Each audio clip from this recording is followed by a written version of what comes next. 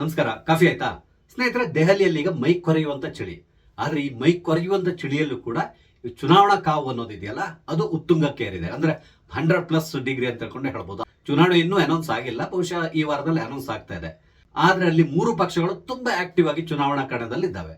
ಅರವಿಂದ್ ಕೇಜ್ರಿವಾಲ್ ಅಂತೂ ಈಗಾಗಲೇ ಎಲ್ಲಾ ಕ್ಷೇತ್ರಗಳಿಗೆ ತಮ್ಮ ಅಭ್ಯರ್ಥಿಗಳನ್ನ ಅನೌನ್ಸ್ ಮಾಡಿಬಿಟ್ಟಿದ್ದಾರೆ. ಅರವಿಂದ್ ಕೇಜ್ರಿವಾಲ್ ನಿಮ್ಗೆ ಗೊತ್ತೇ ಇದೆ, ಈ ಉಚಿತಗಳ ಪಿತಾಮಹ ಅಂತೇಳಿನೇ ಹೇಳ್ಬೋದು. ಈ ರೀತಿಯಾಗಿ ಜನರಿಗೆ ಆಮಿಷ ತೋರಿಸ್ಕೊಂಡೆ ಅವರು ಚುನಾವಣೆಯಲ್ಲಿ ಗೆದ್ದು ಬಂದಿರುವಂತಹದ್ದು. ಇನ್ನೊಂದು, ಇವರು ಭ್ರಷ್ಟಾಚಾರವನ್ನ ಹೊಡೆದು ಓಡಿಸ್ತೇವೆ ಅಂತಕೊಂಡು ಹೇಳಿ ಚುನಾವಣೆ ಮಾಡಿ ಚುನಾವಣೆಯಲ್ಲಿ ಗೆದ್ದವರು ನಂತರ ಈಗ ಖುದ್ದು ಭ್ರಷ್ಟಾಚಾರಿ ಅನ್ಸ್ಕೊಂಡು ಜೈಲ್ ಸೇರಿ ಬೇಲ್ ಮೇಲೆ ಹೊರಗಡೆ ಇದ್ದಾರೆ. ಇದೆಲ್ಲವೂ ನಿಮ್ಗೆ ಗೊತ್ತಿರುವಂತಹ ವಿಷಯ. ಇಲ್ಲಿ ಈಗ ಇರುವಂತಹ ಸಮಸ್ಯೆ ಏನು ಅಂದ್ರೆ, ಅರವಿಂದ್ ಕೇಜ್ರಿವಾಲ್ ಮೊದಲು ಎಣಿಸ್ಕೊಂಡಿದ್ದೇನು ಅಂತ ಹೇಳಿದ್ರೆ, ತಾನು ತುಂಬಾ ಸುಲಭವಾಗಿ ಈ ಬಾರಿ ಗೆದ್ದು ಬಿಡ್ತೇನೆ ಅಂತಕೊಂಡು ಅವ್ರು ತಿಳ್ಕೊಂಡಿದ್ರು. ಮೊದಲಿಗೆ ಅವರಿಗೆ ಆ ಸರ್ವೆ ಇಂಥದ್ದೆಲ್ಲ ಇದೆಯಲ್ಲ, ಅದು ಕೂಡ ಅವ್ರಿಗೆ ಸ್ವಲ್ಪ ಫೇವರ್ ಆಗಿತ್ತು. ಆದ್ರೆ ಈಗ ಏನಾಗಿದೆ, ಅದು ಕಂಪ್ಲೀಟ್ ಆಗಿ ಉಲ್ಟಾಗ್ಬಿಟ್ಟಿದೆ. ಏನಾಗಿದೆ ಅಂತ ಹೇಳಿದ್ರೆ, ಅಲ್ಲಿ ಕಾಂಗ್ರೆಸ್ ಕೂಡ ಈ ಬಾರಿ ಎಲ್ಲಾ ಕಡೆ ಕಂಟೆಸ್ಟ್ ಮಾಡ್ತಾ ಇದೆ. ಈ ಹಿಂದಿನ 2 ಚುನಾವಣೆಗಳಲ್ಲೂ ಕೂಡ, ಅಂದ್ರೆ 2015 ಮತ್ತೆ 2020ರಲ್ಲಿ ಕಾಂಗ್ರೆಸ್ ಯಾವುದೇ ರೀತಿಯಾದಂತಹ ಸ್ಥಾನ ಗಳಿಕೆಯನ್ನ ಮಾಡಿಲ್ಲ. ಅಂದ್ರೆ ಅವರ ಸಾಧನೆ ಶೂನ್ಯವಾಗಿತ್ತು. ಆದ್ರೆ ಈ ಬಾರಿ ಕಾಂಗ್ರೆಸ್ ಶತಾಯಗತಾಯ ತಾವು ಕೆಲವಾದ್ರೂ ಕ್ಷೇತ್ರಗಳಲ್ಲಿ ಗೆಲ್ಲೇಬೇಕು ಅಂತ ತಕೊಂಡು ಹಠಕ್ ಬಿದ್ದು ನಿಂತಿದ್ದಾರೆ. ಆಕ್ಚುಲಿ ಏನಾಗಿದೆ ಅಂದ್ರೆ, ಆಮ್ ಆದ್ಮಿ ಪಾರ್ಟಿ ಇಂಡಿ ಒಕ್ಕೂಟದಲ್ಲಿದೆ, ನಿಮ್ಗೆ ಗೊತ್ತಿದೆ.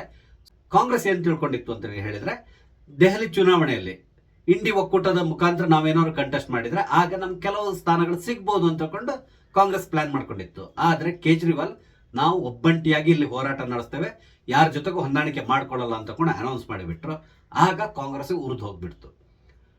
ಆದ್ರಿಂದ ಈ ಬಾರಿ ಕೇಜ್ರಿವಾಲ್ಗೆ ನಮ್ಮ ತಾಕತ್ತೇನು ಅಂತ ತೋರಿಸಬೇಕು ಅಂತ ತಕೊಂಡು ಕಾಂಗ್ರೆಸ್ ಚುನಾವಣಾ ಕಣದಲ್ಲಿ ಭರ್ಜರಿಯಾಗಿ ಪ್ರಚಾರವನ್ನ ಮಾಡ್ತಾ ಇದೆ. ಅದರಲ್ಲೂ ಮುಖ್ಯವಾಗಿ ಹೇಳಬೇಕು ಅಂದ್ರೆ, ಕಾಂಗ್ರೆಸ್ ಎಲ್ಲಾ ಕ್ಷೇತ್ರಗಳಲ್ಲಿ ಪ್ರಬಲವಾದ ಕ್ಯಾಂಡಿಡೇಟ್ಗಳನ್ನೇ ಹಾಕ್ತಾ ಇದೆ. ಇದರಿಂದಾಗಿ ಕೇಜ್ರಿವಾಲ್ ಕೂಡ ಸಮಸ್ಯೆ ಉಂಟಾಗಿದೆ. ಇದ್ರ ಜೊತೆ ಬಿಜೆಪಿ ಕೂಡ ಅಷ್ಟೇ ಮೊನ್ನೆ ತಮ್ಮ ಪ್ರಥಮ ಲಿಸ್ಟ್ ಅನ್ನು ಕೂಡ ಅನೌನ್ಸ್ ಮಾಡಿದ್ದಾರೆ. ಈ ಲಿಸ್ಟ್ ಅನ್ನು ನೋಡ್ಕೊಂಡ್ರೆ ಯಾರ್ಯಾರು ಎಲ್ಲೆಲ್ಲಿ ನಿಲ್ತಾ ಇದ್ದಾರೆ ಅಂತ ನೋಡಿದ್ರೆ ಆಗ ನಿಮ್ಗೆ ಗೊತ್ತಾಗ್ತದೆ ಕೇಜ್ರಿವಾಲ್ಗೆ ಯಾಕೆ ಚಳಿ ಜ್ವರ ಬಂದ್ಬಿಟ್ಟಿದೆ ಅಂತೇಳಿ. ಈ ಹಿಂದಿನ 3 ಚುನಾವಣೆಗಳಲ್ಲಿ, ಅಂದ್ರೆ ಯಾವತ್ತಿಂದ ಆಮ್ ಆದ್ಮಿ ಪಾರ್ಟಿ ಫಾರ್ಮ್ ಆಯ್ತೋ ಆ ದಿನದಿಂದ 3 ಚುನಾವಣೆಗಳಲ್ಲಿ ನವದೆಹಲಿಯಿಂದಾನೇ ಅರವಿಂದ್ ಕೇಜ್ರಿವಾಲ್ ಗೆದ್ದು ಬರ್ತಾ ಇದ್ರು. ಅಂದ್ರೆ ಅದು ಭರ್ಜರಿ ವಿಜಯವನ್ನ ಸಾಧಿಸ್ತಾ ಇದ್ರು. ಆದ್ರೆ ಈ ಬಾರಿ ಏನಾಗಿದೆ, ಅರವಿಂದ್ ಕೇಜ್ರಿವಾಲ್ಗೆ ಜಯ ಅಷ್ಟು ಸುಲಭವಲ್ಲ ಅನಿಸ್ತಾ ಇದೆ. ಇದಕ್ಕೆ ಮುಖ್ಯ ಕಾರಣ ಏನು ಅಂತ ಹೇಳಿದ್ರೆ, ಕಾಂಗ್ರೆಸ್ನಿಂದ ಶೀಲಾ ದೀಕ್ಷಿತ್ ಅವರ ಪುತ್ರರಾದಂತಹ ಸಂದೀಪ್ ದೀಕ್ಷಿತ್ ಈ ಬಾರಿ ಚುನಾವಣೆಗೆ ಕೇಜ್ರಿವಾಲ್ ಎದುರುಗಡೆ ನಿಂತಿದ್ದಾರೆ. ಅದೇ ರೀತಿಯಲ್ಲಿ ಬಿಜೆಪಿಯಿಂದ ಸಾಹಿಬ್ ಸಿಂಗ್ ವರ್ಮಾ ಅವರ ಪುತ್ರನಾದಂತಹ ಪರ್ವೇಶ್ ವರ್ಮಾ ಇವರು ಕೂಡ ಚುನಾವಣೆ ನಿಂತಿದ್ದಾರೆ. ಇಲ್ಲಿ ಕೇಜ್ರಿವಾಲ್ಗೆ ಇರುವಂತಹ ಸಮಸ್ಯೆ ಏನು ಅಂತ ಹೇಳಿದ್ರೆ, ಅವರಿಗೆ ಮೊದಲಿದ್ದಂತಹ ಪಾಪ್ಯುಲಾರಿಟಿ ಇಲ್ಲ. ಬಿಜೆಪಿಯ ಮತಗಳು ಸಾಮಾನ್ಯವಾಗಿ ಎಲ್ಲಿಗೂ ಹೋಗಲ್ಲ, ಬಿಜೆಪಿಗೆ ಬಿದ್ದು ಬಿಡ್ತದೆ. ಅಂದ್ರೆ ಬಿಜೆಪಿಯನ್ನು ಬಿಟ್ಟು ಆಚೆ ಹೋಗಲ್ಲ. ಅದು ಹೆಚ್ಚು ಕಡಿಮೆ ಬಿಜೆಪಿ ಅವರಿಗೆ 30ರಿಂದ 35% ವರೆಗೆ ಮತ ದೆಹಲಿಯಲ್ಲಿ ಕಟ್ಟಿಟ್ಟ ಬುತ್ತಿ ಅಂತಲೇ ಹೇಳಬಹುದು. ಆಮ್ ಆದ್ಮಿ ಪಾರ್ಟಿ ಮುಸಲ್ಮಾನ್ ಮತವನ್ನೇ ಡಿಪೆಂಡ್ ಆಗಿತ್ತು. ಅಂದ್ರೆ ಉಳಿದಿದ್ದು ಬೇರೆ ಬರ್ತದೆ, ಅದ್ರ ಜೊತೆಲಿ ಮುಸಲ್ಮಾನ್ ಮತ ಸಂಪೂರ್ಣವಾಗಿ ತಮಗೆ ಬರ್ತದೆ ಅಂತ ತಿಳ್ಕೊಂಡಿದ್ರು. ಆದ್ರೆ ಈ ಬಾರಿ ಕಾಂಗ್ರೆಸ್ ನಿಂತಿರೋದ್ರಿಂದ ಮುಸಲ್ಮಾನ್ ಮತವನ್ನ ಒಡೆಯುವ ಸಾಧ್ಯತೆಗಳಿದೆ. ಇದರ ಜೊತೆಲಿ ಕಳೆದ ಬಾರಿಗಿಂತಲೂ ತುಂಬಾ ಕಮ್ಮಿ ಮತವನ್ನ ಕೇಜ್ರಿವಾಲ್ ಅವರು ಪಡೀತಾರೆ. ಅದು ಅವರಿಗೆ ಈಗಾಗಲೇ ಗೊತ್ತಾಗಿದೆ, ಯಾಕಂದ್ರೆ ಅಲ್ಲಿ ಒಂದು ಇಂಟರ್ನಲ್ ಸರ್ವೆ ಕೂಡ ನಡೆದಿದೆ. ಈ ಸರ್ವೆಯಲ್ಲಿ ತಿಳಿದು ಬಂದಿರೋದೇನು ಅಂತ ಹೇಳಿದ್ರೆ, ಬಿಜೆಪಿ ಅನಾಯಾಸವಾಗಿ 27 ಕ್ಷೇತ್ರಗಳಲ್ಲಿ ಗೆಲುವನ್ನ ಸಾಧಿಸ್ತದೆ ಅಂತಕೊಂಡಿದೆ.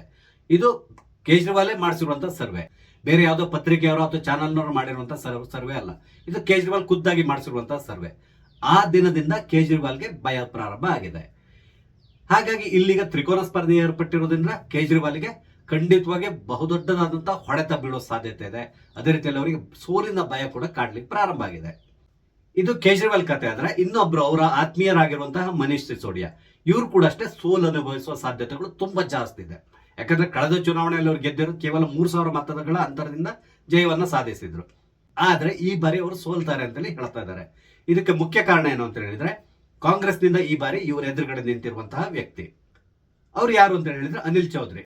ಅವರು ಈ ಹಿಂದೆ ಕೂಡ ಒಮ್ಮೆ MLA ಆಗಿದ್ರು. ಅದಕ್ಕೆಲ್ಲ ಮುಖ್ಯವಾಗಿ ಅವರು ಕಾಂಗ್ರೆಸ್ನ ಒಬ್ಬ ಪ್ರಬಲ ನಾಯಕ ಕೂಡ. ಅದೇ ರೀತಿಯಲ್ಲಿ ದೆಹಲಿ ಪ್ರದೇಶ ಕಾಂಗ್ರೆಸ್ ಇದೆಯಲ್ಲ, ಅದರ ಪ್ರೆಸಿಡೆಂಟ್ ಆಗಿದ್ದವರು, ಈಗ ಅಲ್ಲ, ಮೊದಲಾಗಿದ್ರು. ಇವರು ಕೂಡ ಅಷ್ಟೇ ಮನೀಶ್ ಸಿಸೋಡಿಯಾಗೆ ಸಿಗುವಂತ ಮತಗಳನ್ನ ಕಸಿಯುವಂತ ತಾಕತ್ತನ್ನು ಹೊಂದಿದ್ದಾರೆ ಅಂತ ಹೇಳ್ತಾ ಇದ್ದಾರೆ. ಇದ್ರ ಜೊತೆಯಲ್ಲಿ ಬಿಜೆಪಿಯಿಂದ ಕೂಡ ಅಷ್ಟೇ ಪ್ರಬಲವಾದಂತಹ ಕ್ಯಾಂಡಿಡೇಟ್ ನಲ್ಲಿ ಹಾಕಿದ್ದಾರೆ. ರವೀಂದ್ರ ಸಿಂಗ್ ನೇಗಿ ಇವರು ಕೂಡ ಅಷ್ಟೇ ಬಹಳಷ್ಟು ಪ್ರಬಲವಾದಂತಹ ಕ್ಯಾಂಡಿಡೇಟ್ ಅಂತ ಹೇಳ್ತಾ ಇದ್ದಾರೆ. ಹಾಗಾಗಿ ಮನೀಶ್ ಸಿಸೋಡಿಯಾ ಅವರು ಕೂಡ ಈ ಬಾರಿ ಸೋಲ್ತಾರೆ ಅಂತ ಹೇಳ್ಕೊಂಡೆ ಈಗ ಬರ್ತಾ ಇರುವಂತಹ ಸುದ್ದಿ. ಇದು ಇವರಿಬ್ಬರ ಕತೆ. ಆದ್ರೆ ಇನ್ನೊಬ್ರು ಮುಖ್ಯವಾದಂತಹ ವ್ಯಕ್ತಿ, ಅವ್ರು ಬೇರೆ ಯಾರು ಅಲ್ಲ, ಈಗಿನ ಅಲ್ಲಿ ಮುಖ್ಯಮಂತ್ರಿ ಆಗಿರುವಂತಹ ಅತಿಶಿ ಮರ್ಲೇನಾ. ಇವರು ಕೂಡ ಅಷ್ಟೇ ಈ ಬಾರಿ ಸೋಲ್ತಾರೆ ಅಂತೇಳಿ ಹೇಳ್ತಾ ಇದ್ದಾರೆ. ಇವರು ಕಳೆದ ಬಾರಿ ಕೂಡ ಕಲ್ಕಾಜಿ ಕ್ಷೇತ್ರದಿಂದನೇ ಸ್ಪರ್ಧೆ ಮಾಡಿ ಗೆದ್ದಿದ್ರು. ಈ ಬಾರಿ ಕೂಡ ಕಲ್ಕಾಜಿ ಕ್ಷೇತ್ರದಿಂದನೇ ಇವರು ಸ್ಪರ್ಧೆ ಮಾಡ್ತಾ ಇದ್ದಾರೆ.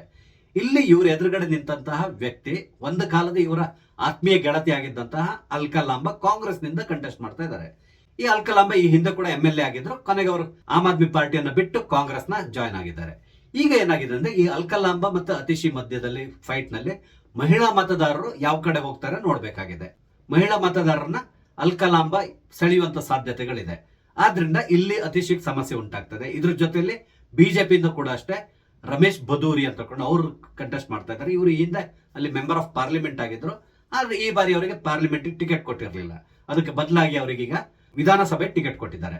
ಅವರು ಕೂಡ ಈಗ ಅತಿಶಿಗೆ ಸಮಸ್ಯೆ ಉಂಟು ಮಾಡ್ತಾ ಇದ್ದಾರೆ. ಯಾಕಂದ್ರೆ ಈ ರಮೇಶ್ ಬದೂರಿ ಅಷ್ಟೇ ತುಂಬಾ ಪ್ರಬಲವಾದಂತ ನಾಯಕ. ಅದೇ ರೀತಿಯಲ್ಲಿ ಅವರಿಗೆ ಮತದಾರರ ಬೆಂಬಲ ಜಾಸ್ತಿ ಇದೆ. ಇದರಿಂದಾಗಿ ಅತಿಶಿ ಸೋಲೋದು ಕೂಡ ಖಂಡಿತ ಅಂತ ಹೇಳ್ತಾ ಇದ್ದಾರೆ. ಒಟ್ಟಾರೆಯಾಗಿ ದೆಹಲಿಯಲ್ಲಿ ಮುಖ್ಯವಾದಂತಹ 3 ಜನ ಈ ಬಾರಿ ಚುನಾವಣೆಯಲ್ಲಿ ಸೋಲುವಂತ ಸಾಧ್ಯತೆ ಇದೆ. ಇದೆಲ್ಲದರ ಜೊತೆಗೆ RSS ಈ ಬಾರಿಯಲ್ಲಿ ತುಂಬಾ ಆಕ್ಟಿವ್ ಆಗಿ ಕೆಲಸ ಮಾಡ್ತಾ ಇದೆ. ಅಂದ್ರೆ ಮಹಾರಾಷ್ಟ್ರ ಮತ್ತು ಹರಿಯಾಣದಲ್ಲಿ ಯಾವ ರೀತಿ ಅವ್ರು ಕೆಲಸ ಮಾಡಿದ್ರು ಅದೇ ರೀತಿಯಲ್ಲಿ ಈಗ ದೆಹಲಿಯಲ್ಲಿ ಕೂಡ ಕೆಲಸಕ್ಕೆ ನಿಂತಿದ್ದಾರೆ. ಅವರು ಮತದಾರರ ಮನಸ್ಸನ್ನ ಬದಲಾಯಿಸ್ತಾ ಇದ್ದಾರೆ. ಅವರು ಎಲ್ಲದಕ್ಕಿಂತಲೂ ಮುಖ್ಯವಾಗಿ ಈ ಉಚಿತಗಳನ್ನು ಕೊಡ್ತಾರಲ್ಲ, ಇದರಿಂದ ಆಗುವಂತ ಸಮಸ್ಯೆಗಳೇನು ಇದನ್ನ ಜನರಿಗೆ ಮನದಟ್ಟು ಮಾಡುವಲ್ಲಿ RSS ಯಶಸ್ಸನ್ನು ಗಳಿಸ್ತಾ ಇದೆ ಅಂತ ಹೇಳ್ತಾ ಇದ್ದಾರೆ. ಇದೆಲ್ಲದರಿಂದಾಗಿ ಮಹಾನ್ ಸುಳ್ಳುಗಾರಾದಂತಹ ಅರವಿಂದ್ ಕೇಜ್ರಿವಾಲ್ ಈ ಬಾರಿ ಎಷ್ಟೇ ಸುಳ್ಳು ಹೇಳಿದ್ರು ಕೂಡ ಈ ಸುಳ್ಳನ್ನ ನಂಬುವ ಪರಿಸ್ಥಿತಿಯಲ್ಲಿ ದೆಹಲಿ ಜನತೆ ಇಲ್ಲ ಅನಿಸ್ತಾ ಇದೆ. ಹಾಗಾಗಿ ಈ ಬಾರಿ ಆಮ್ ಆದ್ಮಿ ಪಾರ್ಟಿಯಲ್ಲಿ ಸಂಪೂರ್ಣವಾಗಿ ಸೋಲನ್ನಪ್ಪುತ್ತದೆ ಅಂತ ಹೇಳ್ತಾ ಇದ್ದಾರೆ. ಯಾಕಂತ ಹೇಳಿದ್ರೆ ಇಲ್ಲಿ ತ್ರಿಕೋನ ಸ್ಪರ್ಧೆ ಇದೆ. ಆದ್ರಿಂದಾಗಿ ಮತಗಳು ಹಂಚಿ ಹರಿದು ಹೋಗುವಂತ ಸಾಧ್ಯತೆ ಇರ್ತದೆ. ಇದರಿಂದಾಗಿ ಸಮಸ್ಯೆ ಉಂಟಾಗೋದೇನಿದ್ರು ಆಮ್ ಆದ್ಮಿ ಪಾರ್ಟಿಗೆ. ಆದ್ರಿಂದಾಗಿ ಆಮ್ ಆದ್ಮಿ ಪಾರ್ಟಿ ಈ ಬಾರಿ ದೆಹಲಿಯ ಗದ್ದುಗೆಯಿಂದ ಇಳಿಬೇಕಾಗಿ ಬರುವಂತ ಸಾಧ್ಯತೆ ಇದೆ ಅಂತ ಹೇಳ್ತಾ ಇದ್ದಾರೆ. ನೋಡೋಣ, ಚುನಾವಣೆ ಈಗಷ್ಟೇ ಅನೌನ್ಸ್ ಆಗ್ತಾ ಇದೆ. ಮುಂದಿನ ದಿನಗಳಲ್ಲಿ ಈ ಟ್ರೆಂಡ್ ಕೂಡ ಬದಲಾಗ್ತಾ ಹೋಗ್ಬೋದು. ಮುಂದೆ ಏನಾಗ್ತದೆ ನಾವು ಕಾದ್ ನೋಡೋಣ. ಸ್ನೇಹಿತರೆ, ನಾನು ಹಂಚ್ಕೊಂಡಂತ ವಿಷಯ ನಿಮ್ಗೆ ಇಷ್ಟ ಆದ್ರೆ ದಯವಿಟ್ಟು ಲೈಕ್ ಮಾಡಿ. ಅದೇ ರೀತಿಯಲ್ಲಿ ದಯವಿಟ್ಟು ನನ್ನ ಚಾನಲ್ ಸಬ್ಸ್ಕ್ರೈಬ್ ಮಾಡಿ, ನಂಗೆ ಸಪೋರ್ಟ್ ಮಾಡಿ. ನಮಸ್ತೆ, ಜೈ ಹಿಂದ್.